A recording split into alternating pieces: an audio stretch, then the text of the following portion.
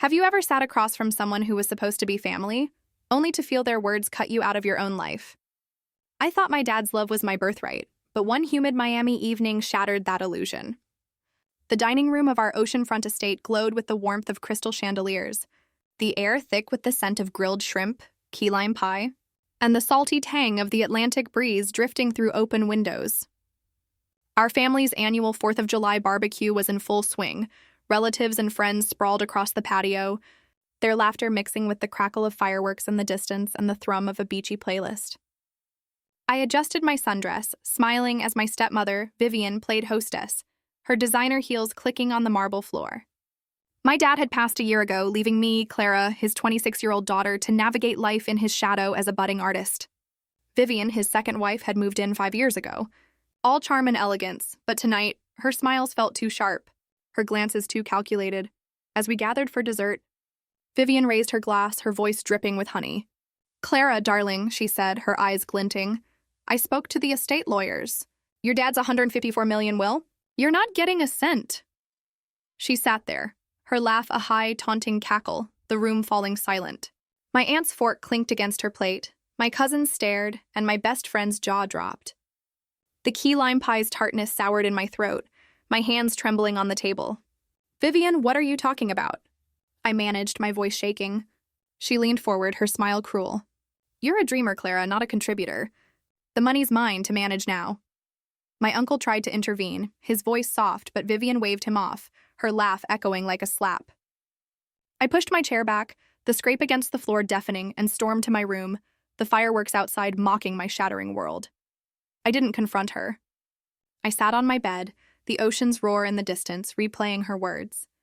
Dad had promised me a trust fund for my art, a legacy to carry his name.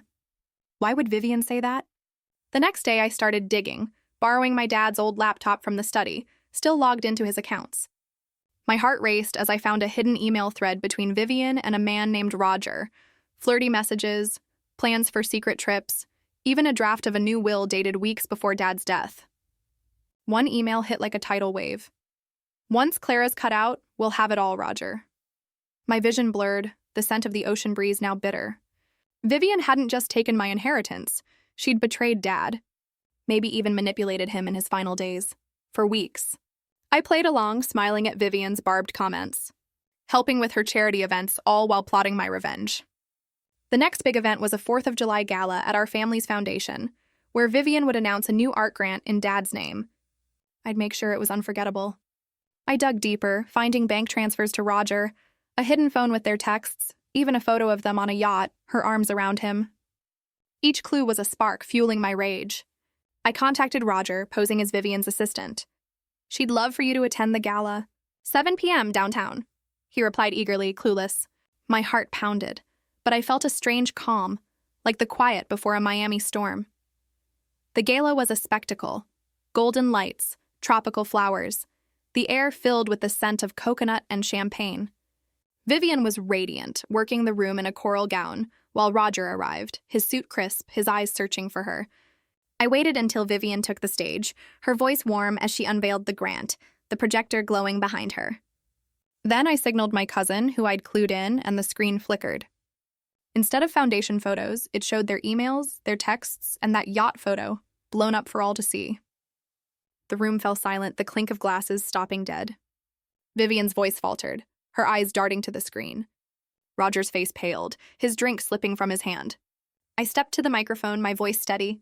"Thank you, Vivian, for showing us what family really means." Donors gasped, my aunt's eyes filled with tears, and the foundation board whispered, their phones already out. Roger bolted, and Vivian stood frozen, the spotlight exposing every lie. I thought exposing her would mend the hole in my heart. As the crowd dispersed, Vivian grabbed my arm, her voice desperate. "Clara, you don't understand." I pulled away, my voice cold. "I understand you betrayed my dad." I left her there, the Miami skyline glittering outside as I walked away. But the victory felt hollow. The next day, as I sorted through Dad's old files, I found a letter in his handwriting, tucked in a drawer. It was addressed to me, dated months before he met Vivian. It described a fight we'd had when I was 18, when I'd lied about dropping out of college to pursue art, breaking his trust. He'd written, Clara, I'll always love you, but you need to earn your way. Had that lie shaped his will? Had Vivian exploited his doubts? I'd destroyed her for her betrayal. But standing in our quiet estate, the ocean's hum louder than my thoughts, I realized the hardest truths aren't the ones we expose. They're the ones we carry, thinking they're forgotten. If this story shook your world, smash that like button and subscribe to Cheating Stories Twist for more heart-wrenching tales of betrayal and redemption. Have you ever faced a family secret that changed everything? Share it in the comments below, and don't forget to share this video with someone who loves a jaw-dropping twist.